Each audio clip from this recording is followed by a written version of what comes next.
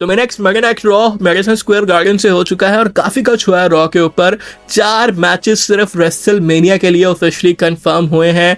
आज Roman Reigns जो है उनको सीएम पंक ने केबल पे उठा के फेंका है, अपना लास्ट वीक वाला बदला लिया सीएम पंक ने।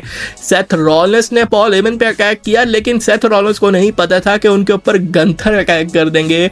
ब्रॉक लेसनर और रोबा फामी दोनों ही फाइट के मूड पे थे, लेकिन ट्रिपल एच ने इन्हें रोक दिया।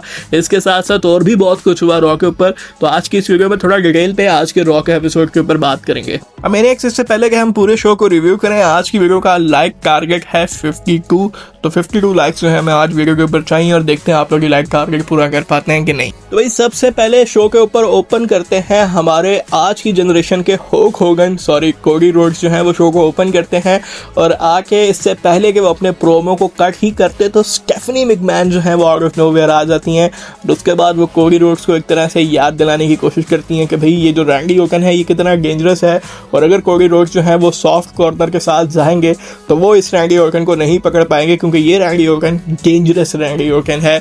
और फिर कोडी रोड्स को स्लैप भी पड़ जाती है स्टेफनी मैकमैन से। जब कोडी रोड्स को स्टेफनी मैकमैन पहले कहती हैं कि तुम डस्टी रोड्स की तरह नहीं हो, तो कोडी रोड्स उसके जवाब में कहते हैं कि मैं तो अपने फादर की तरह नहीं हूँ, आप भी अपने फादर की तरह नहीं हो, और उस पर स्टेफनी मैकमैन स्लैप कर देती हैं कोडी रोड्स को।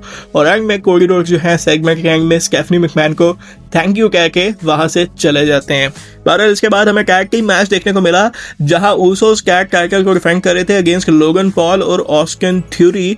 अब ऊसोस का न्यू थीम इंट्रोड्यूस हुआ है, फैंस को भी इतनी समझ नहीं आई और मुझे भी नहीं आई, लेकिन फैंस ने फिर हीट के ऊपर रिएक्ट कर दिया था। अब ये मैच डिसेंट था, लेकिन आइसो स्पीड इतने कर्ज हुए में है कि लोगन पॉल अपनी मदर से जो है वो ब्रेसेस नकल ब्रेस लेते हैं और वो जो है वो आइसो स्पीड के पास चला जाता है और आइसो स्पीड जो है उससे एलए नाइट को पंच लगा देते हैं और एलए नाइट वहीं गिर जाते हैं। एलए नाइट की किस्मत अभी तक खराब चल रही है। हर किसी को आज रॉ पे रेसलमेनिया के लिए मैच मिल गया है, एलए नाइट को अभी तक नहीं मिला। अब आइसो स्पीड के साथ जो है एलए नाइट का मैच कहीं कंफर्म ना कर दें, लेकिन इस सब की मदद से लोगन पॉल जो है वो नकल ब्रेस उठा लेते हैं और उसके बाद टैग टीम चैंपियनशिप जो है वो अब विजन के पास आ चुकी है। ऑस्टिन थ्योरी और लोगन पॉल जो है वो न्यू टैग टीम चैंपियन बन गए हैं, लेकिन इसमें सबसे ज़्यादा परेशान जो है वो स्पीड है, क्योंकि उन्होंने एक ही टाइम पे अपने लिए 3 दुश्मनियां WWE के अंदर कर ली हैं, एक एलए नाइट से और दूसरी ऊसोस से। तो मैंने आज रॉ के ऊपर रोक्सेन परेज का भी रिटर्न हो चुका है। अब लिव मॉर्गन और स्टेफनी वेकर का भी सेगमेंट था।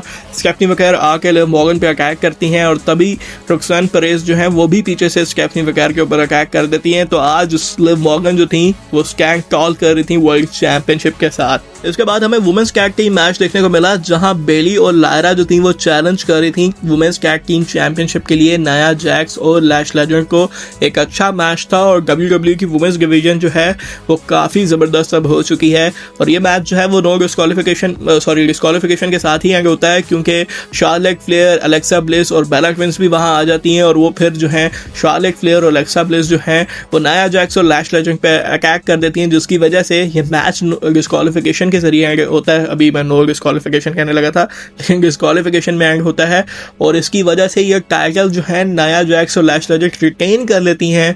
बेली और लायरा जो है वो नहीं जीत पाती और अब इन चारों का रेसलमेनिया के लिए फेडरल 4-वे मैच जो है वो कंफर्म हो चुका है रेसलमेनिया के लिए। और फिर इसके बाद वो सेगमेंट आता है जिसका हम सबको इंतजार था, ओबा फामी एंड ब्रॉक लेसनर। अब ब्रॉक लेसनर का म्यूजिक प्ले होता है मैडिसन स्क्वायर गार्डन में, तो ब्रॉक लेसनर बिल्कुल फाइट के लिए ड्रेस हुए थे और जैसे ही रिंग के अंदर आते हैं ब्रॉक लेसनर जो है वो गुस्से में कॉल आउट करते हैं ओबा फामी को और उनके बजाय सिक्योरिटी और एडम पेरस आ जाते हैं कि भाई आज ये नहीं होने वाला। लेकिन फिर ओबा फामी भी आते हैं और जिस तरह उन्होंने सिक्योरिटी को तोड़ा और एडम पेरस को भी फेंका, भाई ओबा फामी तगड़े मूड में थे। और रिंग के दौरान जिस तरह ओबा फामी ने सर्कल लगाया, मतलब राउंड लगाया ब्रॉक लेसनर के राउंड, भाई वो एक देखने वाला मूवमेंट था। और ये दोनों इससे पहले कि फिजिकल होते वहाँ ट्रिपल एच आ जाते हैं और दोनों को रोक देते हैं। और ब्रॉक लेसनर और फिर ओबा फामी गुस्से में तो थे, लेकिन ब्रॉक लेसनर फिर रिंग से निकल जाते हैं, स्टील स्टेप्स को उठा के फेंकते हैं और उसके बाद एक सारा सिक्योरिटी गार्ड ब्रॉक लेसनर के हत्थे चढ़ गया और उसको F5 भी पड़ जाता है। अब इसके बाद हमें पता चलता है कि डोमिनिक मिस्टीरियो और फिन बैलर का रेसलमेनिया के लिए मैच ऑफिशियली कंफर्म हो चुका है और साथ साथ जो है हमारे इंटरकॉन्टिनेंटल चैंपियनशिप का भी आज मैच था। पेंका डिफेंड कर रहे थे टाइटल को अगेन अगेंस्ट कॉफी किंगस्टन, और इस मैच के अंदर पेंका ने जीतना ही था और वो जीत भी गए। लेकिन मैच के बाद हमें पता लगता है कि भाई पेंका रेसलमेनिया के अंदर जो है वो एक लैगर मैच देने वाले हैं, जहां इंटरकॉन्टिनेंटल चैंपियनशिप डिफेंड होगी लैगर मैच के अंदर। और हमें ऑलरेडी पता चल चुका है कि इस लैगर मैच में कौन कौन होने वाला है। जेडी मैकडोना, रूसेव, जवान एवंस और ड्रैगन ली इस मैच में ऐड हैं, और इस मैच के अंदर हमें काफ़ी हाई फ्लाई मोमेंट्स जो हैं वो रेसलमेनिया में देखने को मिल सकते हैं।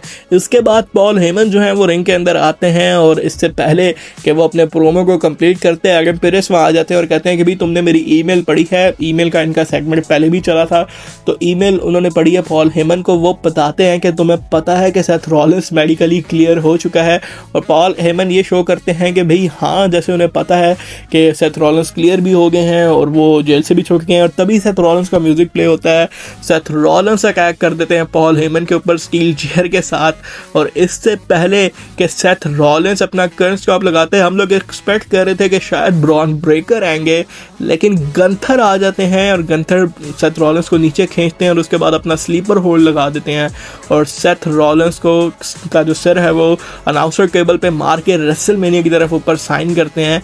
और इससे अंदाज़ा हो गया था कि अब रेसलमेनिया में इन दोनों का मैच होने वाला है, और लेटर ऑन ये मैच ऑफिशियली कंफर्म भी हो जाता है। अब देखा जाए तो ये काफ़ी स्मार्ट मूव है WWE का, क्योंकि ना तो गंथर के लिए कोई अपोनेंट था रेसलमेनिया के लिए, और ना ही सेथ रॉलिंस के लिए कोई अपोनेंट था रेसलमेनिया के लिए, और अब ये दोनों एक दूसरे के अपोनेंट बन चुके हैं, जो कि काफ़ी अच्छा मैच डिलीवर होगा। इसके अलावा हमें रिकल रॉड्रिगस और रियो स्काई का मैच था। इस मैच में रिकल रॉड्रिगस जीत जाती हैं कायरी सेन और आस्का की इंटरफेरेंस की वजह से। इसके बाद भाई हमारा मेन इवेंट होता है, जहाँ रोमन रेंज और सीएम पंक लॉक थे, और रोमन रेंज जो है वो शो को एक तरह से मतलब मेन इवेंट को किक ऑफ करते हैं, और रोमन रेंज की इंटरेस्ट होती है। इसके बाद अपना प्रोमो एक तरह से स्टार्ट करते हैं, और इससे पहले कि वो मजीद प्रोमो को कंटिन्यू करते, सीएम पंक वहाँ आ जाते हैं। और भाई सीएम पंक ने अटैक किया सीधा रोमन रेंज के ऊपर, कोई बातचीत नहीं की, सीधा अटैक रोमन रेंज के ऊपर। और उसके बाद सिक्योरिटी और एडम पेरेस भी आ जाते हैं।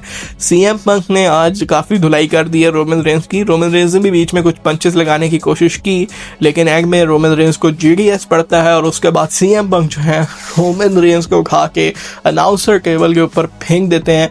और उसके बाद सीएम पंक जो थे वो बैरिकेड के ऊपर, जो फैंस के साथ बैरिकेड लगा हुआ होता है, वहाँ चढ़े हुए थे, और रोमन रेंज टेबल पे थे। बहरहाल आज का मंडे नाइट रॉ टोटली यही था, जो कुछ हुआ था हमने आपको बता दिया। आपका मंडे नाइट रॉ के बारे में क्या कहना है कमेंट बॉक्स में ज़रूर बताइएगा।